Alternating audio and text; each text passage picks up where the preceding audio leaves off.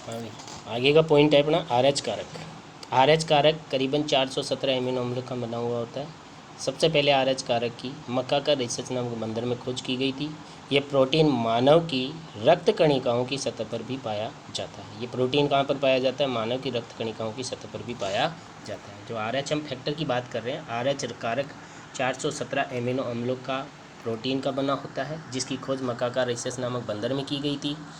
यह प्रोटीन मानव की रक्त कणिकाओं की सतह पर भी पाया जाता है। विश्व के अंदर 85% लोग हैं वो RH पॉजिटिव होते हैं और 15% जो लोग होते हैं RH नेगेटिव होते हैं।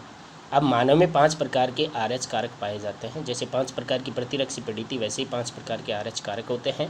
तो सबसे पहले प्रकार का कारक होता है RHD, 85%। RHD जो कारक होता है 85% पाया जाता है। RH कारक कितने प्रतिशत पाया जाता है? 85% पाया जाता है। RHE जो कारक होता है वो 30% पाया जाता है। RHE कारक कितने परसेंट? RHD 85% होता है, RHE 30% होता है, RHE 78% होता है।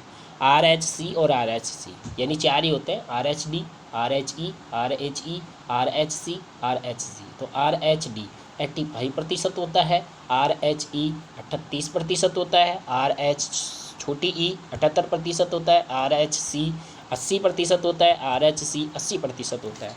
तो ये 5 प्रकार के RH फैक्टर पाए जाते हैं प्रत्येक व्यक्ति में। अब आती है बात आगे, सभी कारकों में RHD सबसे अधिक महत्वपूर्ण होता है। जितने भी RH कारक होते हैं ना, जितने भी RH कारक होते हैं, जितने भी 5 प्रकार के RH कारक होते हैं, इनमें सबसे इम्पोर्टेंट RH कारक होता है RHD। सबसे इम्पोर्टेंट, सबसे महत्वपूर्ण जो कारक होता है वो होता है RHD। यानी सभी कारकों में RHD सबसे अधिक महत्वपूर्ण है क्योंकि ये सर्वाधिक प्रतिरक्षी जनी है। यानी RHD कारक सबसे महत्वपूर्ण होता है, कारण क्योंकि ये सबसे ज़्यादा प्रतिरक्षी होता है। रक्तदान के समय रक्त समूह मिलान करने के साथ साथ RH कारक का भी मिलान आवश्यक है। यानी ब्लड ग्रुप का अगर कोई व्यक्ति ब्लड डोनेट कर रहा है या ब्लड चढ़ाया जा रहा है किसी व्यक्ति को, तो ब्लड ग्रुप मिलान करना तो अनिवार्य है ही, लेकिन उसके साथ साथ RH फैक्टर का मिलान करना भी अनिवार्य होता है। इसी के साथ यदि RH पॉजिटिव व्यक्ति का रक्त RH नेगेटिव व्यक्ति के शरीर चढ़ा दिया जाए, अगर RH पॉजिटिव का ब्लड RH नेगेटिव के ब्लड RH नेगेटिव व्यक्ति के शरीर में चढ़ा दिया जाए तो ग्राही के शरीर में यानी तो ग्राही के शरीर में उत्पन्न ग्राही के शरीर में चढ़ा दिया जाए तो ग्राही के शरीर में RH कारक के विरुद्ध चढ़ा दिया जाए तो ग्राही के शरीर में RH कारक के विरुद्ध IgG प्रतिरक्षी उत्पन्न होती है। यानी क्या कह रहा है ये समझने की कोशिश करना आप। अगर किसी व्यक्ति में RH पॉजिटिव है और एक है RH नेगेटिव, अगर इसका ब्लड इस व्यक्ति में चढ़ा दिया जाए, यानी ये कह रहा है यदि RH पॉजिटिव व्यक्ति का रक्त RH नेगेटिव व्यक्ति के शरीर में चढ़ा दिया जाए, RH पॉजिटिव का ब्लड RH नेगेटिव के शरीर में चढ़ा दिया जाए, तो इसके शरीर में जो प्रतिरक्षी होता है, यानी इसके शरीर में RH कारक के विरुद्ध कौन सी प्रतिरक्षी? IgG प्रतिरक्षी क्या हो जाती है? उत्पन्न हो जाती है। कौन सी प्रतिरक्षी? IgG प्रतिरक्षी उत्पन्न हो जाती है। ये प्रतिरक्षी RH युक्त, ये जो प्रतिरक्षी होती है RH युक्त RBC को, ये जो प्रतिरक्षी है वो RH युक्त RBC को क्या कर देती है? इस RBC को ये क्या करती है? नष्ट करती है। कौन सी विधि के द्वारा नष्ट कर देती है इसको?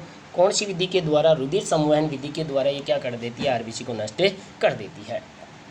इस कारण रक्त में बिलिरुबिन नामक हानिकारक पदार्थ की मात्रा जमा हो जाती है। इसी कारण रक्त के अंदर किसकी? बिलिरुबिन नामक हानिकारक पदार्थ की मात्रा जमा हो जाती है। यह मात्रा यकृत और पलिया को हानि पहुंचाकर, ये मात्रा यकृत और पलिया को क्या करती है? हानि पहुंचाकर, यकृत और पलिया को हानि पहुंचाकर वक्र को विफल कर व्यक्ति की मृत्यु का कारण बने सकती है। बहुत ईजी है, कोई दिक्कत नहीं है, ये समझने की कोशिश करना। यानी इनका मिलान करना भी जरूरी होता है। ब्लड ग्रुप के साथ साथ RH फैक्टर का मिलान करना भी अनिवार्य है। अगर RH फैक्टर का मिलान नहीं किया जाएगा तो व्यक्ति की मृत्यु हो सकती है। कैसे हो सकती है हम समझते हैं।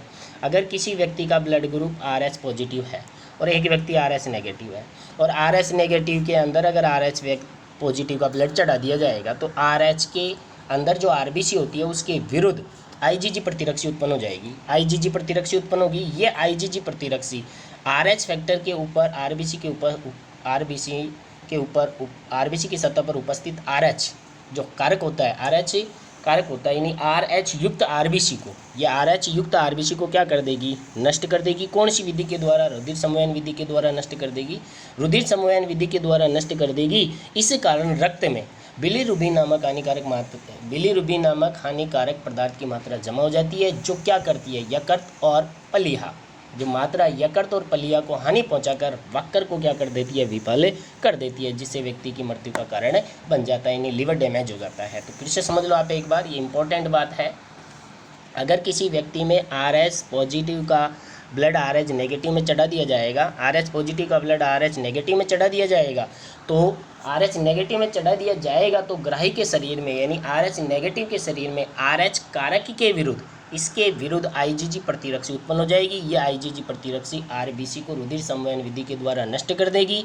रुधिर संवहन विधि के द्वारा नष्ट करेगी तो रक्त में बिलीरुबिन नामक हानिकारक मात्रा, बिलीरुबिन नामक हानिकारक पदार्थ की मात्रा जमा हो जाएगी, जो वक्र और पलिया को यकृत और पलिया को हानि पहुंचाकर वक्र को क्या कर देती है, विफल कर देती है, जिससे व्यक्ति की मृत्यु हो जाती है।